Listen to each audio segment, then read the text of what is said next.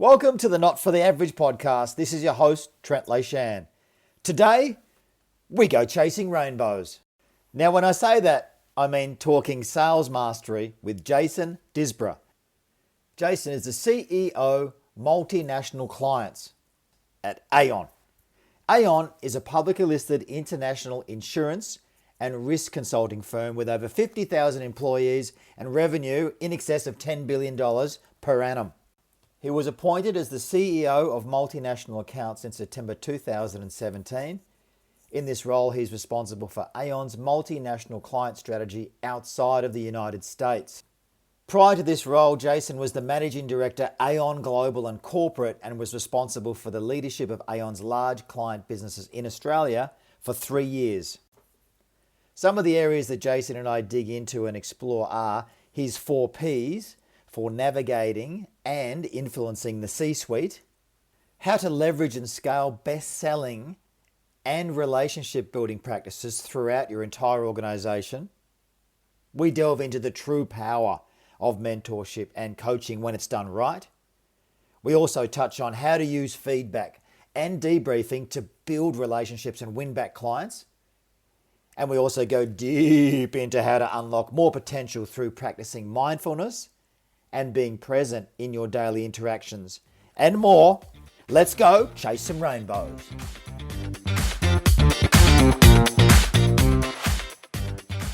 Jason, thanks for joining us. Thanks, Trent. Great to be here. Now, you are in a beautiful part of the world. For our listeners, you're in the beautiful Vegas. How are things up in Brisbane?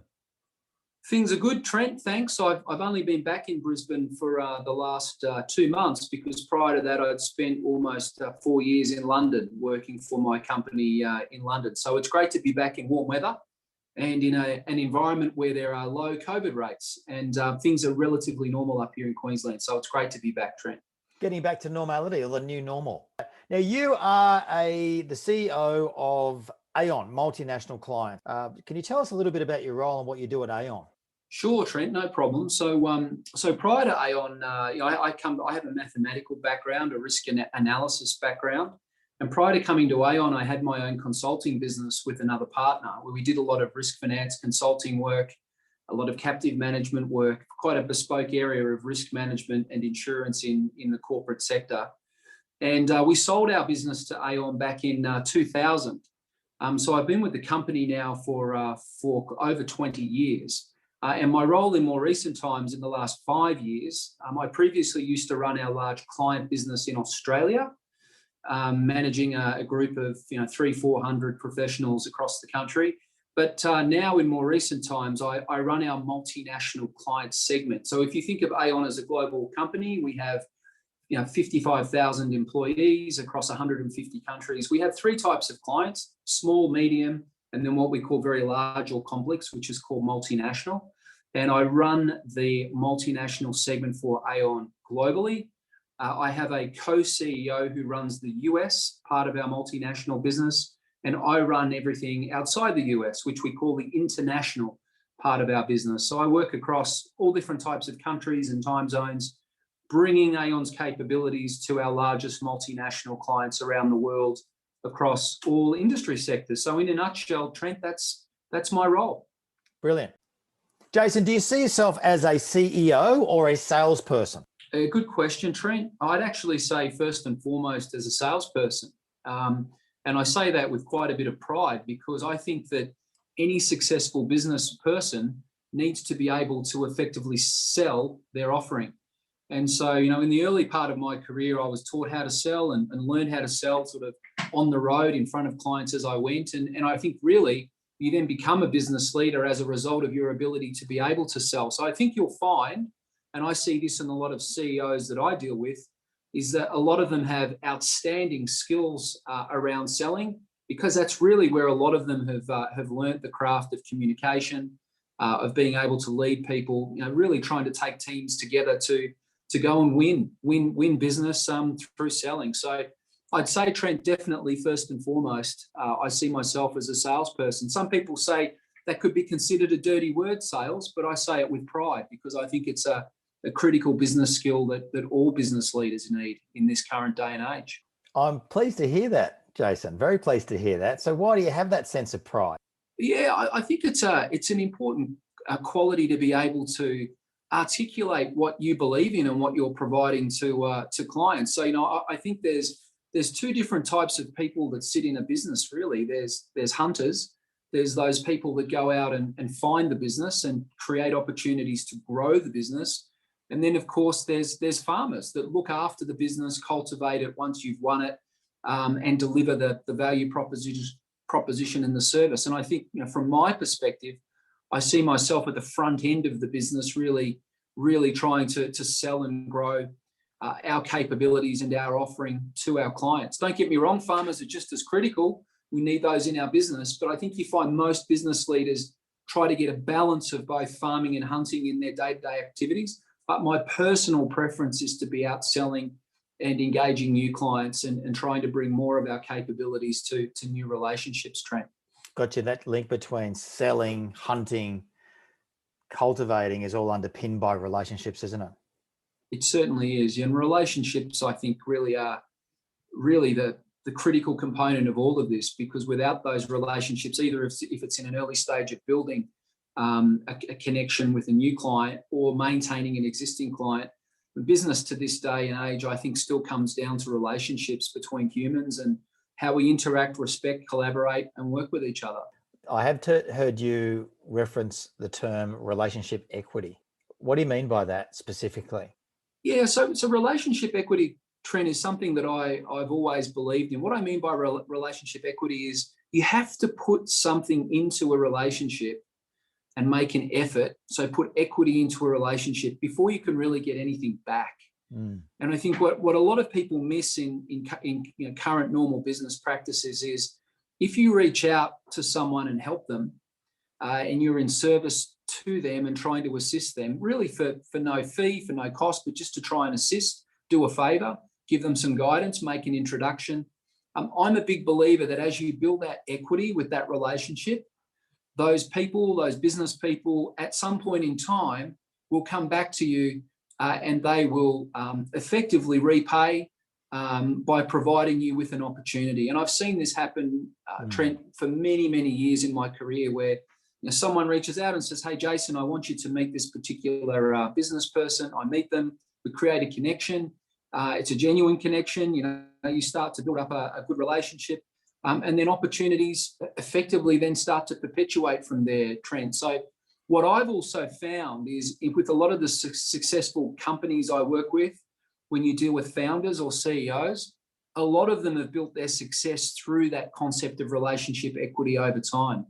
Putting energy and effort into their relationships with clients or prospects, which then effectively builds momentum and opportunities into the future.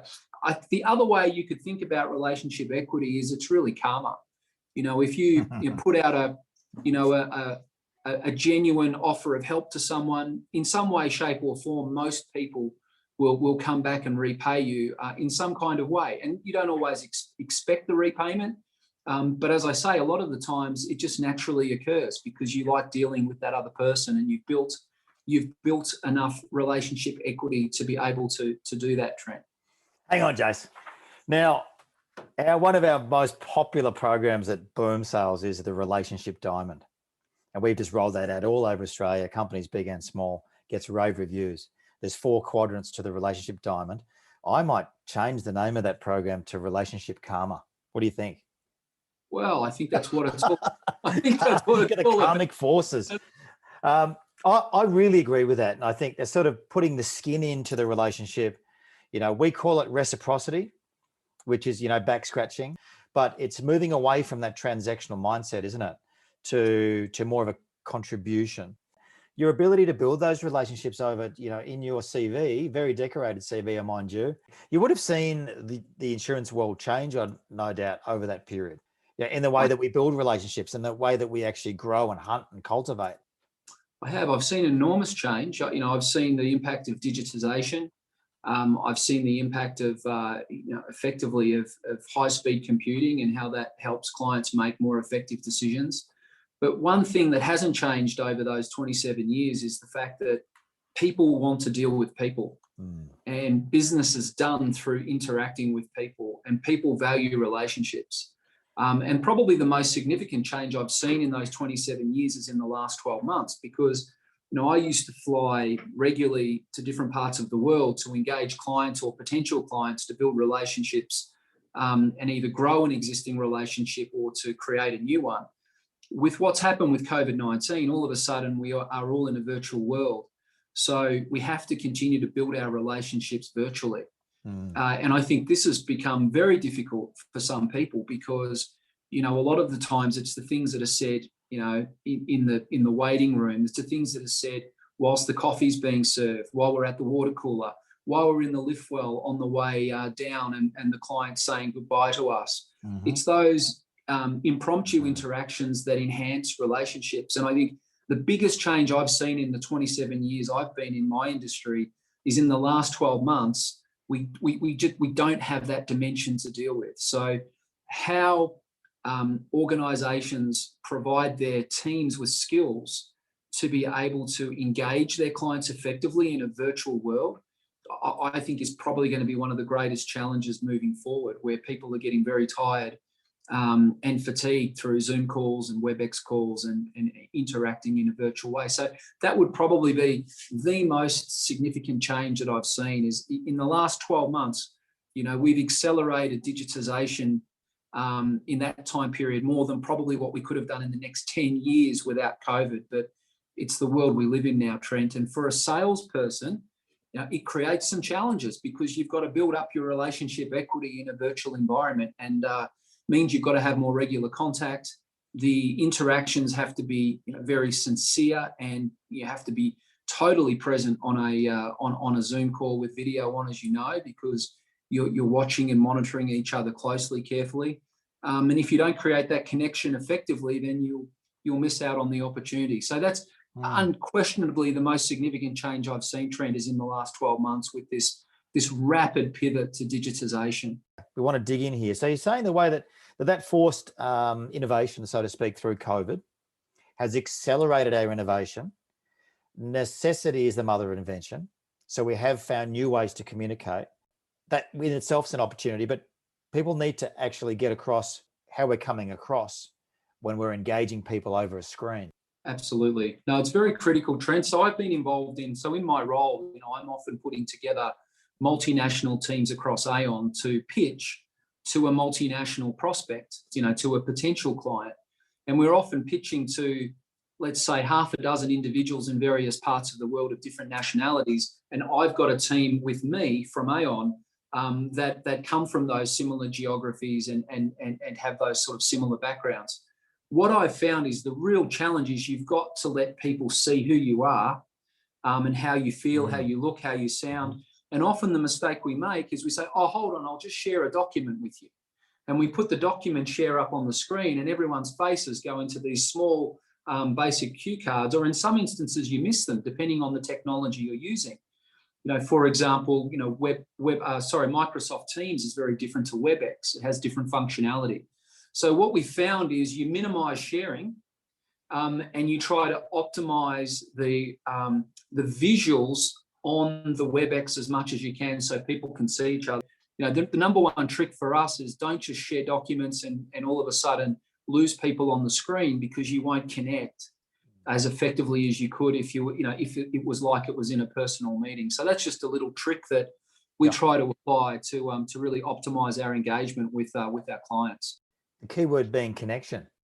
Pretty cool. How do we connect, which is of the law of rapport, building trust, building connection, helping people feel comfortable with you when they've just met you, doing that through a device or through a screen is challenging. Well, it's challenging face-to-face for a lot of people too, Jason. Navigating the C-suite, Jason, our environment's changed. So the way that we navigate, and a big believer in your success in life is in direct proportion to your ability to navigate relationships. So important in business, creating relationship equity that we've alluded to, or relationship karma. Love it. What are some of your go-to strategies for navigating the C-suite or stakeholder engagement? Yeah, it's a great question. So this is always delicate. And I think, in reality, when I talk to our teams around the world about winning, I effectively talk about effectively the 4Ps. So the first one is the product, and by that I mean value proposition. So what is the offer that we've customized to effectively appeal to the client? So the first P is product or value proposition. The second one is price. But to be totally honest, it's the least relevant. You get the value proposition right, and the two other P's I'm about to talk to, and I think the price becomes the least relevant.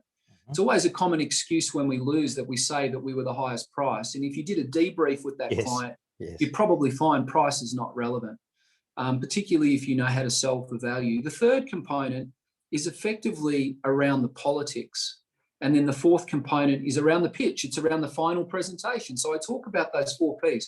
But if we drill into the third P, which is politics, Trent, to me, this component is absolutely critical. And if you don't understand who are the people that you're ultimately selling to and who are the decision makers who are sometimes not in the room, and you haven't done your research around that, you can come up with the best combination of 4Ps that you possibly could produce and deliver a winning presentation. And we think we've done that on numerous occasions and we don't win.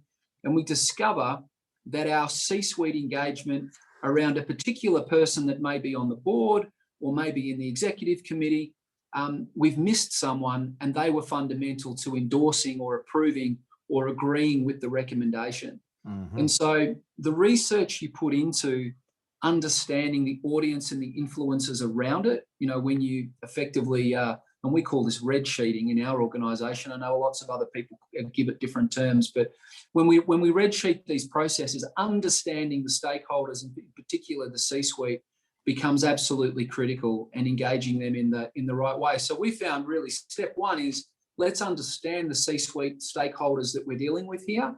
Are they going to be involved in the process? If so, how do we engage them? In some instances, some of our advisory board members may know them or their board members, and vice versa. That's often a useful tactic to use. And then the next question is, how do we engage them? We often ask to meet them. So if we're dealing with the chief risk officer or the financial controller or the treasurer, we'll often ask them, can we meet your CFO? Can we meet your CEO? Can we understand what's concerning them around what we're offering and how we can be more relevant? So what I've found from experience is if you don't invest time and effort in researching who the C-suite are and the key stakeholders around them, then you can fail badly on what I call the third P. So, obviously product or value proposition, price, politics, and pitch. If you don't get the third P right and you sit back and realize you've lost and scratch your head, it's often because we've failed around that political component and we haven't engaged the C-suite effectively.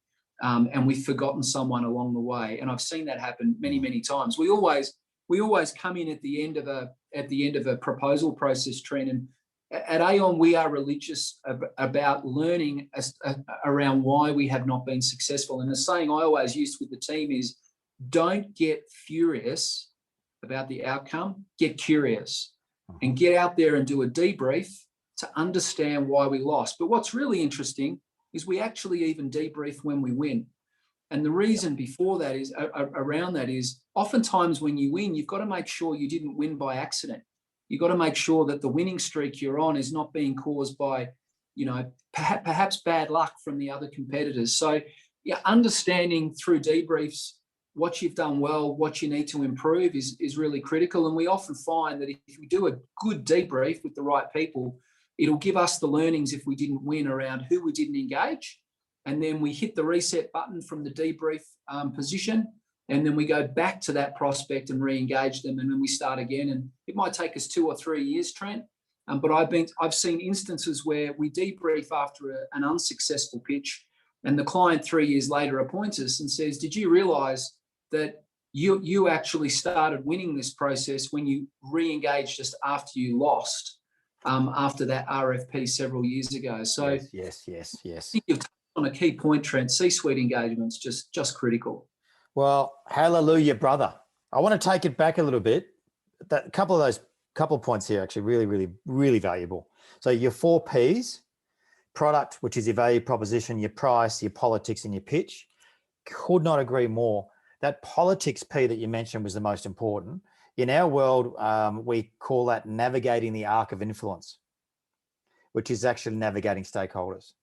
I think that is so important. So you guys are on the trail there, investing in the right people, building relationships with the right people. I think from my perspective, looking at different companies, and they could be doing a tender process as an example, where they don't get access to the right people. Now, we know 9 times out of 10, that's probably going to end in frustration. So tactics to get in front of the right people when there's a closed process, that'd be a whole other podcast we could talk about. So important, in complete alignment with you there, and understanding that, who's involved in the buying process. Sometimes we don't even ask. We're not asking, who is the decision maker? We're not asking masterful questions around, which, a big part of the boom vernacular is actually asking the right questions to the right people. And if the right people aren't in the room, you need to find a way to access those people. And your last point there, just moving forward a little bit, which is around the debrief. When you lose, debrief when you win. That sounds like a high performance culture. To me, that's what a high performance culture. That's I guess evidence of a high performance culture. The fact that you are using feedback. You said don't get furious, get curious. You've talked about the relationship equity. If I don't have that relationship equity mindset, then I'm going to see my client as a transaction. I'm going to move on to the next one. I don't need feedback, Jason. They're idiots. Obviously, it was always price, wasn't it? We were never in the hunt. That's the feedback you get. But the reality is there's politics at play. You haven't engaged the right stakeholder. You haven't invested in the right influencer. You don't even know who the decision maker is. So of course it's going to default to price. I think that's a really, really great takeaway. Now, when you think about B2B selling versus B2C selling, there are differences, but you've got to be having the right conversation with the right stakeholder or the right customer, in any environment. And that to me is understanding how to navigate, but also valuing your time and valuing the time of the people that you're engaging. And the best of the best, you talked about it earlier, Jason, that the CEOs, the really high level operators that I work with at CEO level, they all consider themselves salespeople, although it's not in their title. But like you alluded to, they understand communication. They've learnt their craft in being able to learn how to engage people the right way. And that's why they're successful. So yeah, really, really great takeaways. Just coming back to that high performance culture though, Jason, what is culture?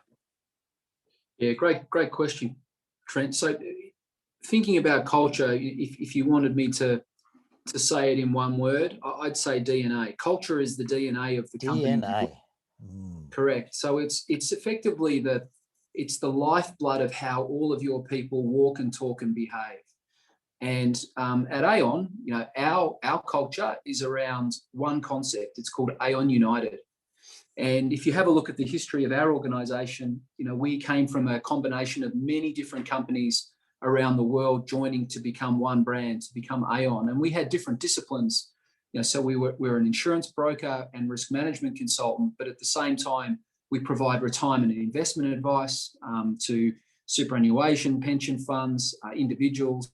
We provide health and benefits advice, and we also provide reinsurance advice to some insurance companies and data and analytics consulting. So we were almost like 5 capabilities, Trent, and we were operating under almost 5 separate banners. But the reality is, when we're dealing with large clients, they really just want you to show up as Aon. They don't want you to show up as different brands and different teams. They don't want this silo experience either. So clients are looking for an integrated offering that's seamless, dealing with one company. So we collapsed our brands, we moved to one brand, and then at the time of going into a very famous sports sponsorship, because you may recall Aon was the principal sponsor for Man United for quite some time and was still very heavily involved in the club. We used our Manchester United relationship as the catalyst for accelerating the concept of Aon United. And so within the company, the view that external sponsorship actually had more value for us on the internal culture of where we were trying to take our people than it actually did to the external world around putting our brand on the shirt. Now, that sure helped, because prior to that, people would say, "What do you do?" "I work for Aon." "Or what do they do?" Now they'll say, "What do you do?" "I work for Aon." And they'll say, "Oh, you're the sponsor of Manchester United." Yeah. And then, "Oh, by the way, tell us a little bit more about what you do." So it's created that brand recognition. But what the concept of Aon United did for us internally is it rapidly accelerated this concept of working together. And then in the last 6-7 years, Trent, we have basically put our top, I think it's now close to 3,000 leaders, through a very intense course called Leading Aon United. So how do you lead your people in bringing forward all the capabilities of the company to show up as one team and one culture in an integrated way? Because in our business, it's complex. We operate all around the world. You've got many P&Ls, many different teams. How you get everyone to work and play together cohesively for the common good of the client. Not too many organisations have cracked the code on that. So, from our perspective, Aon United is our DNA. And as at the moment, we're going through a very, very significant merger with another organisation, and Aon United will become a very, very important component of the integration around the culture, the DNA, the behaviour of the people that we expect and we would like to see as we put the two organisations together moving forward. So, to me, Trent, culture's everything, and at the organisation that I work with, it's Aon United. You can probably tell I'm passionate about it because I know it's the cultural difference between us and our competitors out there in the marketplace. So I'm pretty excited about that cultural difference of my organisation. So I just think that without culture, you really just marginalise your capability, and you look like the rest of the pack. So it's critical from my perspective to get your culture right, Trent. That's a good way of describing it, actually. Without culture, you marginalise your capability. Interesting. You're also a Manchester United fan, I hear, Jason. I am, Trent. Was that just coincidental? Well, it's not coincidental because my wife is a huge Man United fan, and when we entered into the sponsorship, I never really had a huge interest in Premier League. I did have an interest in Arsenal for a couple of years when I lived in London as a youngster, but it wasn't as fanatical as, say, my Western Bulldogs supporting that I had as a child growing up in Melbourne. So when we took the sponsorship and I started getting a lot more involved with the club, I was the chief commercial officer of our Australian business at the time.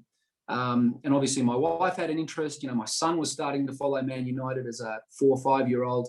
I took more of an interest in it, Trent, and it's, you talk about high performance. I think our opportunity as a professional service firm to go into a club like that, technically one of the most successful sporting clubs in the world, and to understand their culture and their DNA has just been one amazing experience, Trent. And, I do a lot of work with our leadership teams and our clients around the world. We often ask Man United to come and present, to come and share their stories, even from the C-suite, to ask their CFO, their chief legal officer, their chief head of talent to come and talk. It's a marvelous insight into their culture and their DNA. And you start to realise the more you spend time with Man United as an organisation, you start to realise that their culture within their organisation is very special as well. There's a lot of pride around excellence and around not settling for mediocrity. So I must say the sponsorship's been a lot of fun, Trent, and our clients have enjoyed it as well, which has been great. I can imagine the box would be fun too at the games. That'd be that sounds like a lot of fun. That's really good point you made, Jace, which is, we actually at Boom, we worked with a lot of high-profile professional sporting teams from AFL to NRL, and you do see there's a really strong link between high-performance sports and business. When you think about some of these elements that you touched on, leadership, culture, mindset, there's a really strong link there, and I think that's part of the purpose of the podcast, Jason, is to sort of make that link. And we talk a lot about master coaching and looking for those pockets of excellence across business and sports, because there's a lot to learn from athletes. Is there a leadership philosophy that you believe in or follow that's independent of that, or is it all interlinked? Your leadership philosophy is interlinked with the Aon United leadership philosophy. Yeah, so we have what we call, obviously Aon United, the way we show up to clients and bring all of our capability, to clients. But really the ethos and the philosophy that sits behind that, and this is a Now, I've had the privilege of working for the same global CEO for the last 15 years since he joined us. So our founder, who founded Aon, stepped aside 15 years ago and put our current CEO, a gentleman called Greg Case, in the CEO role. And, his sound bites have been totally consistent over that period. And, the two key sound bites that I always hear from him is, number one, let's continue to deliver Aon United. Let's show up seamlessly for our clients and bring the best capabilities of our firm to clients. The second one, which is the most profound for me, Trent, and this comes back to relationship equity and karma, is Greg always says, if you can't help a client, help a colleague, help a client. Okay. And that's really where this, client first ethos, this philosophy has really come about. And it wraps around Aon United. So if I reach out to Greg and ask for help on a client, I'd like to introduce him to a CEO or a CFO or an important relationship, he'll always reach out and he'll say yes. And he'll often say, he'll laugh and smile and say, I work for you. The strategy's set. So I'm here to help you, to help our team members, to help our colleagues, to bring the best of the firm to our clients. And I think, that, being in service to others mindset of great leaders, I think is what really makes certain companies stand apart from their competitors, Trent. So as you sort of dig into the, the cultural DNA of our firm, there's a very focused client first ethos around helping clients. And if you can't help the client, then help a colleague, help a client. And, I think about that every day and think, am I helping people? If people reach out and say, hey, Jason, have a cup of coffee with you, or hey, I saw a presentation. Can I meet you? Can we catch up? I think it's really up to us to show up and help those people and meet with them and put some relationship equity into the relationship itself, because we may need those people and they may need us moving forward. So, I think when senior leaders behave in that way and make themselves more available and more present for the workforce to engage, that's how you really accelerate the culture in your organization, by showing up, making yourself available to others. And you've got to buy in. You've got to buy into that culturally, don't you, Jason? Like, that's the thing, is such a large workforce that you've got, the buying into that, the Aon United way. That's a big job, isn't it? So you have to have a lot of role modeling this behavior that you're talking about. It is absolutely, Trent. And, for a senior leader like myself, I remember a couple of our operating committees saying to me, Jason, leverage and scale what you're doing. So there's no point in having one or two effective salespeople in your global workforce. You've got to have hundreds. You've got to have thousands. So the key point there is, if you want people to role play the best sales leaders in your organization, not everyone gets the physical opportunity to see them in action. So how do you leverage and scale that and share best practice? And so we do that often we've set up a concept of what we call a multinational best practice call every month around the world, where we pick 4 case studies of 4 clients where we've either won a new client, retained a client, or sold additional capability to a client. And we'll get colleagues to come onto the call and they get 4 slides in 10 minutes, that's it, to articulate their Aon United story about how they brought the best of the firm to either retaining or winning or growing. And what that does for us, we record it, we put it on our intranet, and it gets looked at by thousands of colleagues. And we have colleagues coming back to us saying, can I come on your best practice call? Can I share my case study? And that's, for me, that's the power of leveraging and scaling best practice, Trent. So it's okay to have great sales leaders or great CEOs, but I think the true power is, how do you leverage and scale down through the organization to really reach everyone so they can see what best practice looks like, and then they can try and replicate it themselves. Oh, brilliant. That's your 5th P there, Jason. Proof. Yeah, proof. That's right. Proof. Give me proof. And that's to be a lot of salespeople are looking for mentorship, for new ideas, particularly the high performers. They're always looking for an edge.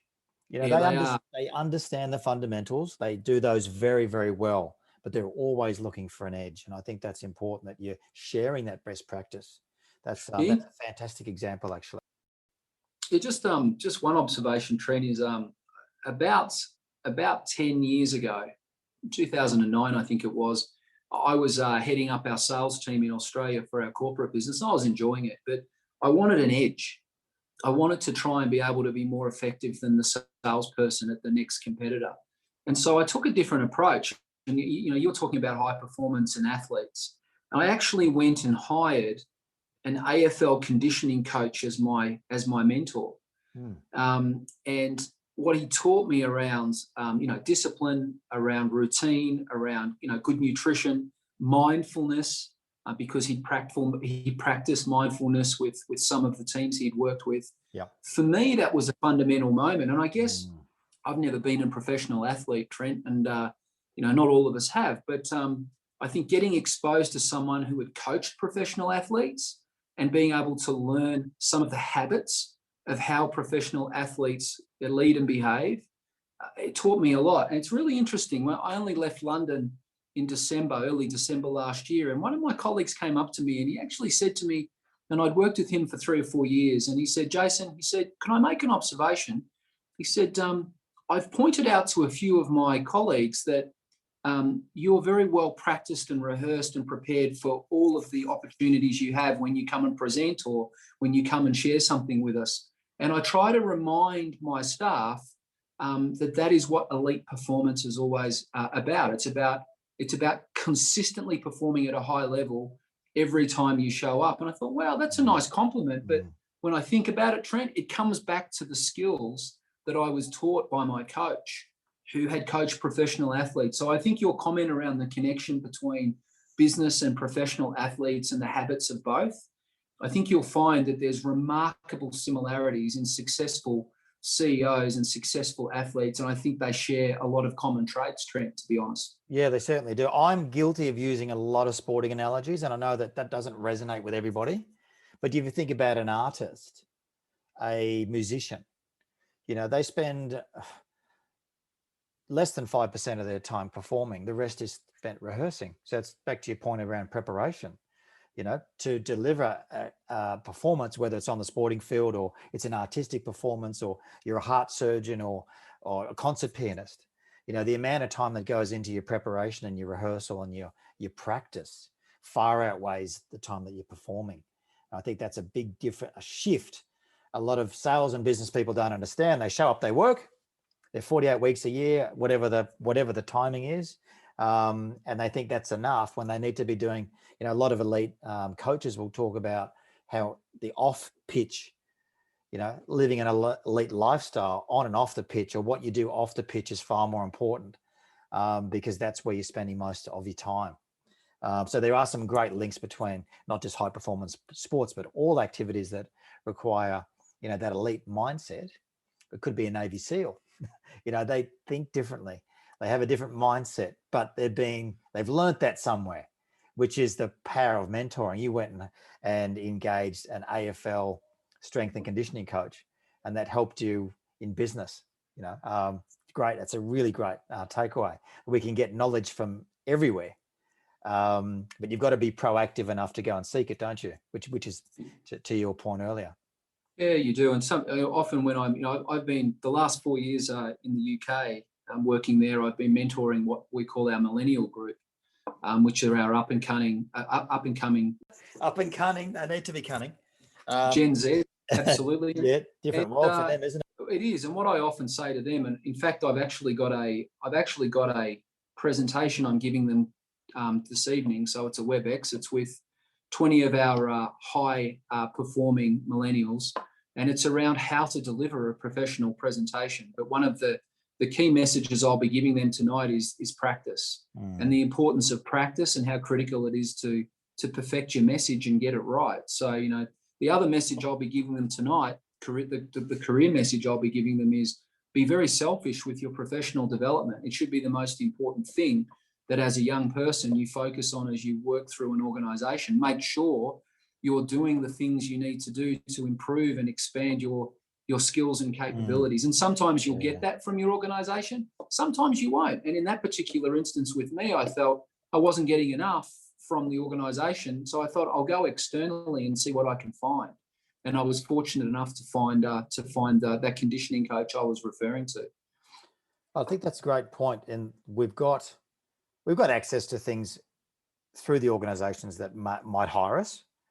But if you really want to go to the next level, you have to look externally, and you've got to be continually investing in your own. The number one influencer is always you. That's the boom language. So you've got to be investing in the influencer, which is your knowledge, mentorship, self-education. All those things become really important. And you meet these people, don't you, Jason, along the journey, they're just hungry. They have a thirst for more. Yeah, they do. Absolutely. Absolutely. It's quite interesting. I had an opportunity to work with our chairman of our European business the last 4 years.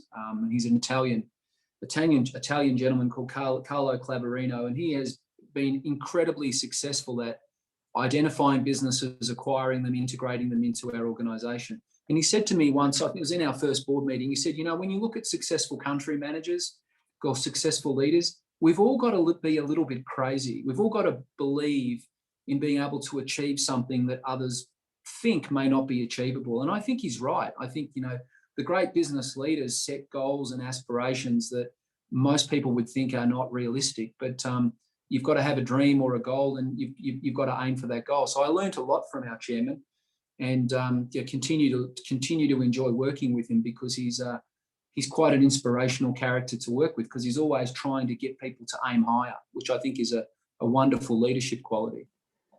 There is a balance too, though, Jason, isn't there? Like, you see people that are unbelievably driven, yet it can come at a cost to their lives, their families, their health.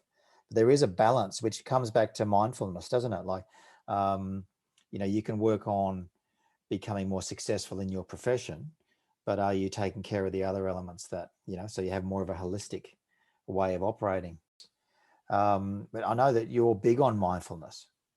Yep. And how important that is to performance. So what do you do anything specifically to help develop that side of the way that you're operating? Yeah, I do, Trent. So there's a few things I do in that space. And I think if just quickly going back to, some of the work-life balance practices that sort of keep us healthy and keep us in good mental health. I think everyone, tries to practice that formula, of, exercise, hydration, sleep, and balancing time with work and family. It's all become a little bit disjointed in the last 12 months through COVID-19. And, one of our presidents said to me recently, he said, we're not working from home, we're sleeping at work these days, which I find quite funny, but it's true to some extent, because we're spending so much time in front of our computers. But for me, mindfulness is critical. And what I've found is, and I've done courses in meditation like most of us have, and yoga. But what I've found is it's very hard to be able to practice it over very long periods of time. The mind wanders. So what I found's worked for me in the last 4 to 5 years is I just practice yoga every day, every morning, for about 10 minutes when I first wake up. So, if you have a look at a cat, when a cat wakes up, what do they first do? They stretch. And there's a reason for that. So, it gets the blood flowing, it energizes you, it gets you breathing properly. And I'm a big believer that the yoga routine I use every day and the breathing that I have to do to perfect the moves, that breathing then carries me through the day, and it makes me more mindful, more relaxed, more present, and more available for others. And I can tell you, in days that I don't do the yoga, and I try to never miss it now, as much as I can. I try to do it as soon as I wake up, because mindfulness really is what centers us. And I think it also makes us realize, what are the important parts of our lives that we can't sacrifice, like time with family, like sleep, and of course, nutrition and overall health. So for me, mindfulness is really critical, Trent, and it's an important ingredient for me working through the day and being able to, show up and be available for others. When you're thinking about how do we, hearing you share that, how do we stay present in a fast-paced world? Because that, to me, is where the challenges come, and being able to, we're moving quickly, we have to adapt. We're changing the way that we're doing business thanks to events like COVID. The stress levels go up. So that increases the need to practice mindfulness. And that can mean different things to different people, can't it? It can, absolutely. I think different people find different ways to effectively try and achieve that mindfulness. For me, it's yoga. For others, it may be meditation. For some, it might be walking the dog in the morning. We've all got different techniques, but I think encouraging your teams to be mindful and trying to teach them mindfulness where you can. And in our Leading Aon United course that we run, we do a specific mindfulness session over the few days we do with people. We teach them how to meditate. We introduce them to yoga and presence, and really try to give them a taste of what can be achieved if you can get your body into a mindful state. And I think once you can do it well, it can provide competitive advantage. Absolutely. And it's not for everyone, is it, Jason? I think about getting into that peak state. People have different ways of doing it, but it's not for meditation. Mindfulness is not for everyone. No, it's not for the average, Jason. Not for the average. It's probably not for the average. Not for the That's average. Right. That's right, Trent. But I must say, as a sales professional, if you can be more present than your competitor in how you engage a prospective client and be available for them, be totally in the moment in listening, probing, questioning, and listening carefully, and reacting and responding well to them. Now they'll come away from that exchange going, "Wow, that person really tried to understand my needs and empathize with me, and is going to really try and craft a relevant solution." I think mindfulness plays a huge role in being able to optimize your presence in personal interactions. And I see lots and lots of people in business just not show up and do that. They've got their phone in their hand, they're looking at their device, they're thinking of other things. And I think the team that shows up and is the most present normally wins, Trent. Couldn't agree more. That showing up reference you've used, was that a skip soundbite? Showing up? A skip soundbite. Oh, hang on, we'll edit that out. Your mentor, was his name Skip? Oh no, I've got another mentor in the US called Skip. Yeah. Oh, you do? Okay, gotcha. Yeah, he's a current mentor of mine, Skip. Yeah, so he's one of the original founders of Aon. Wow, that's a pretty handy mentor. The original founder of Aon's your mentor. He's great. You know what he says on every call, Trent? He rings me up and says, "Hey, Jason, it's Skip." Skip's in his 70s now, I think. He still loves working. He deals with some of our largest clients around the world. He says, "Hey, pal," he says, "now listen, I'm here. I'm here for you. Give me a call anytime. I'm here to help." He says that every single call. And this is one of the original founders of our organization. How good's that? Brilliant. That's just brilliant. Look, and it's just they are worth their weight in gold. If gold is still valuable, I'm not sure. Worth their weight in crypto. A good mentor at the moment. Exactly. They're just so valuable, but a lot of people don't know how to find a mentor. They can be all around us, or maybe we have to work a little bit harder to find them. And we can find mentorship through reading, through self-education, through doing courses. But yeah, I think just having that personal mentor to help you, navigate or just be a sounding board is so valuable, so valuable. So that's amazing that you're working with the founder of Aon as one of your mentors. That's crazy.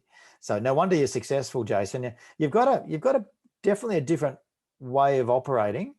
The mindfulness journey and some of the things that you think more deeply about. Where does that come from?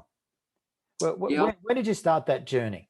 Yeah, I think I really started that effectively when I started in business, and for whatever reason, I had a desire just to help people, to be helpful, to be useful. And I think, when you switch into that service to others mode and try to be helpful as a service provider, what I realized through my coach was that the more mindful you are and the more effective you can practice mindfulness, as a result of that, you can be more present with your clients, and you can help them more effectively. And I guess I had a real interest in that, sort of emanating out of the time with my coach. And he introduced me to some of the concepts around, deeper concepts around mindfulness, like consciousness, and being able to be more present, more aware, and then really just trying to practice that on a day-to-day basis. To be honest, Trent. So I must say, the mindfulness is important. And what I've tried to do now I've had the huge benefit of having access to some great mentors in my career. Some I've gone out and sought, and some have offered to mentor me. And Skip is a great example. He's a marvelous mentor and a friend, and I really value his interactions. But what I try to do is pay it back, Trent. So Yeah. at the moment, I mentor on a global basis half a dozen people. We have about 45 minutes to an hour a month with each of those mentees. And some people would say, "Wow, that's too much time." That's almost 6 hours a month. When you think about it, it's actually not that much time, because if you're working a typical working week, it's a small percentage of the month. But what you're doing is you're giving back. You're giving these younger people great insights and learnings, or you'd like to think so they can be more effective. And what I say to the people I mentor is, you make sure you pay it forward as well when you progress in your career, and people reach out to you and say, can you mentor me? So I think the other benefit I've had in the last couple of years is I've tried to leverage and scale my mentoring. So, for example, in EMEA, in Europe, we have this group called the Millennial Group, and it consists of over 20 people in this group, and we have 3 coaches. So we've got about 6 students each. So what we're now doing through mentoring those people through our millennial program, or what we call our next generation program now in EMEA, is they're getting the benefit of a senior executive, and we, the executive, we're not mentoring one person, but we're mentoring 6.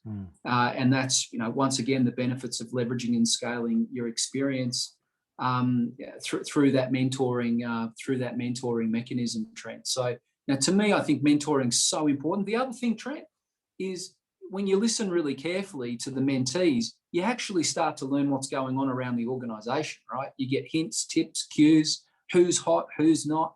This is shared in confidence, but it enables you to just build your overall awareness of the health of the organisation if you've chosen your mentees carefully and they're spread across the business. And so it gives you, it's almost reverse mentoring, to be honest, where they're also teaching you at the same time. So I find mentoring works both ways, and it's a critical part of what I do on a day-to-day basis. Well, it does sound like there is a coaching culture built into that Aon United DNA that you're talking about. That culture is ingrained, and it comes through people like you believing in it, demonstrating it, teaching others, which obviously then, gives that coaching culture the ability to leverage and scale properly. So it's a great, that's a really good takeaway as well, that coaching, you've got to make time for coaching. I do talk to a lot of different organizations and ask their senior leaders, how important is coaching? Absolutely critical. It's absolutely critical. How much time do you invest in coaching? Well, yeah, probably should be doing more of it. Nowhere near enough. It's got to be built into the culture, doesn't it? The culture. It does. And that's for when I hear you speak, that resonates with me. It feels very genuine. And of course, you've had some great role models that have helped you on your way as well. But you're right, that ability to have that hyper awareness to understand what's going on in your organization means that you need to be having those conversations with a whole cross section of people, which makes you, in a way, more mindful, but more aware of what's going on. And I think that then allows or gives you the ability to make better decisions. It does. Absolutely. Smarter decisions. Yeah, absolutely, no doubt. So there's some great points. We have covered a lot of ground here today, and I've enjoyed it. I hope we're translating that across to our listeners. You're not the average CEO. You're certainly not the average insurance salesman, Jason. There's a lot of nuggets here that I'm really pleased we're able to get out. Jason, my final question for you: what makes you quirky as a leader? Well, I think you can probably tell, Trent, that there's a little bit of quirkiness around my optimism. As I said, I'm a sales professional first and foremost. So some people would say I'm a bit of a rainbow chaser, is what some of my colleagues have called me over the years. But I must say that, sometimes you've got to try and strive to achieve what others feel could be impossible. Chasing rainbows. And so some of my colleagues will say, "Oh, you're chasing a rainbow there, Jason." I said, "Well, look, if you jump on the Aon United bus with us, you can come and chase the rainbow too." And lo and behold, we've actually we've actually found a few rainbows over the years. And what I've found is that, when we are optimistic and we do set high standards and goals that some would consider unachievable, when we reach those goals, when we win that prospect that someone said we couldn't win, that it was impossible to win that relationship, that's what accelerates the power of Aon United, Trent. And it could give you a good example. Good. Give you a good example. We just were successful in being appointed to a multinational client in Europe, and our largest competitor had been their broker for 20 years.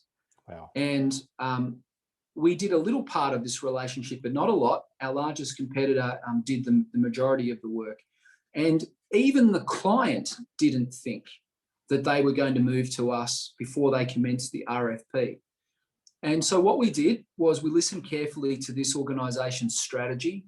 We had a lot of pre-engagement with their C-suite to understand where they were trying to get to. They were huge believers in diversity, equity, and inclusion, so we knew that was critical. They were trying to, really optimise their cost structure into the future. So we understood all the triggers, but we put together a diverse team and we delivered an Aon United value proposition. And after we were successful in winning, I asked one of our colleagues, because I led the pitch, I asked one of our colleagues to do the debrief, because we always like someone to do the debrief that wasn't curious, involved. Jason, curious. We get very curious. And this colleague did the debrief. And you know what the client said? He said, "I'm so impressed you've come to do the debrief despite the fact you've won, because we hired you because we felt you were the most professional. And the fact that you've now turned up to understand why you won only reconfirms the decision as to why we appointed your organisation. And by the way, the others who were unsuccessful haven't even asked to do a debrief." There you go. I think listening is absolutely key. But back to the story, back to the key crux of the story, Trent. What happened in that win was we were chasing a bit of a rainbow, because even the client didn't think we could win.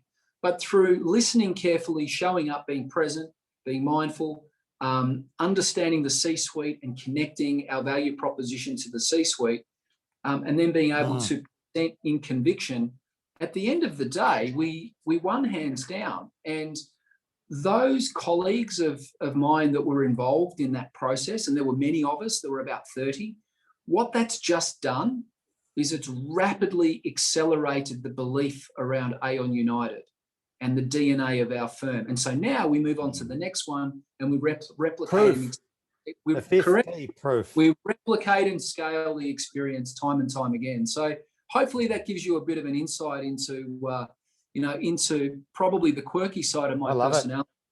Optimism and resilience become critical, because we don't win all the time, Trent. I reckon my lifetime success rate on this sort of activity is about 35%. So you've got to obviously accept not winning, but at the same time, if you understand why you didn't win, you lift your success rate over time. Geez, we've had a big win there, Jason. We have found the title of our podcast, Chasing Rainbows with Jason Disborough. That's got to be the title. That aligning the value proposition to the politics, the chasing rainbows mentality, which is, optimism and resilience is at the core of that. It sounds a little bit fluffy, chasing rainbows, but the big wins, the big things that are way outside your comfort zone, are the most rewarding. And if you're an elite athlete, the best athletes will always take half chances. Absolutely. You've got to take your half chances, but again, that's the vision. Love the chasing rainbows. How do you chase the rainbows? Are you on a bus? Is it an Aon United bus you're all on chasing those rainbows? Because I'd like to get on that bus. Well, one thing's for sure, we all do it together. We're all in. So when we make the decision, do we go or not go for this opportunity? When we select the team, and we make sure the team's as diverse as we possibly can, because diversity in thought always produces a better outcome, Trent, in what you put forward. It's critical. And being inclusive of the team as well is critical, to listen to everyone's ideas. But I think when we all commit and we do get on that bus, when we make that decision to go, that's when the whole magic of Aon United starts to happen. Oh, I love it. I'm excited about Aon United as well. So I need to learn more there, which we will do at some point, you and I, off the podcast. But Jason, that might be the name of your first book, Chasing Rainbows. That's a reasonable title. You never know. absolute gold coming through today, which is what we find at the bottom of a rainbow. Jason, I really appreciate your time today. Some wonderful insights. You are not the average CEO, that's for sure, or insurance salesman. And thanks very much for your time today. Really appreciate it. Thanks, Trent. It's been great. Been great talking with you, and really good to connect. Thank you. Thanks, Jason. Trent is the Managing Director of Boom Sales, Australia's #1 sales training and development company. If you'd like to accelerate your sales growth and profitability, go to boomsales.com.au.